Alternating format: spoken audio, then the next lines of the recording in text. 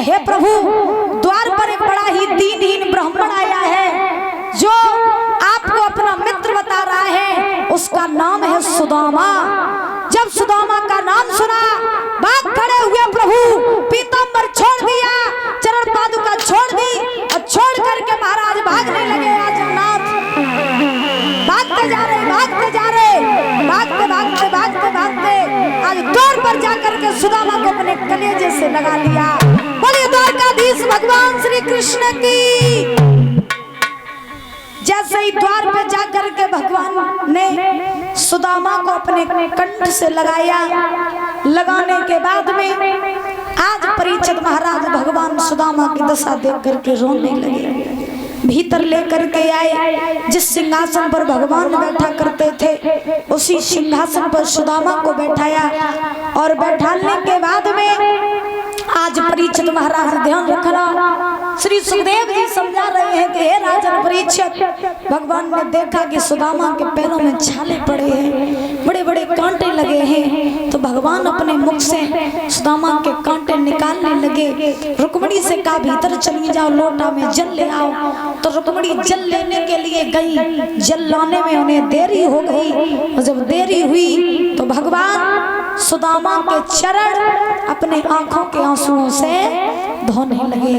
देख सुदामा की दीन दशा, करुणा करके करुणानिधि रोए, पानी परात को हाथ छुओ नहीं, नैनन के जल से पग धोए। आज भगवान तीनों लोगों का राजा सुदामा के लिए आंसू आ रहा है, सुदामा के चरण आंसुओं से धो रहा है। प्रमाण तो यहाँ तक मिला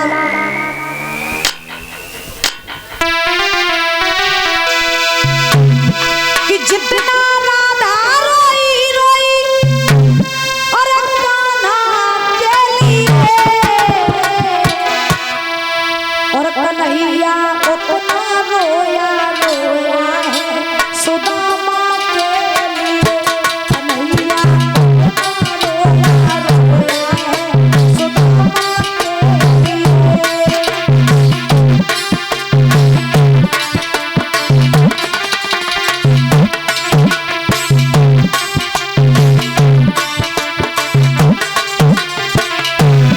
सुदामा जी के लिए भगवान जो है आंसू बहा रहे हैं।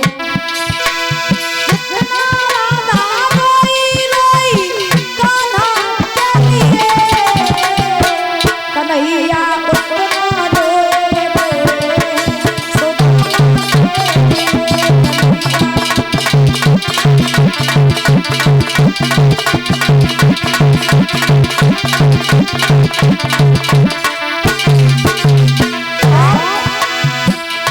यार की हालत देखी, उसकी हालत पे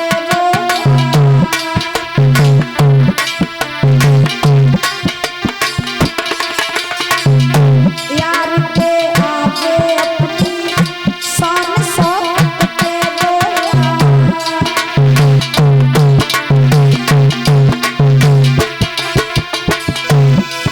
वो ऐसे तड़पा जैसे समा परवाना फैली है।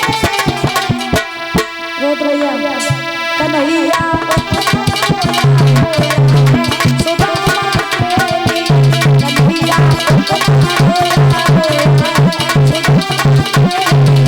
कन्हैया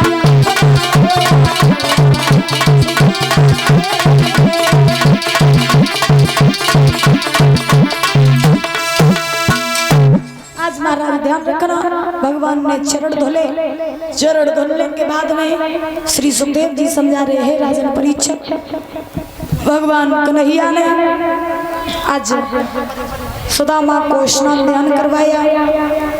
स्नान ध्यान करवाने के बाद में सुंदर सुंदर वस्त्र पहनाए और वस्त्र पहनाने के बाद में अब सुदामा से भगवान बोले भैया जब तू खाली हाथ चलो आओ, मेरे लिए कुछ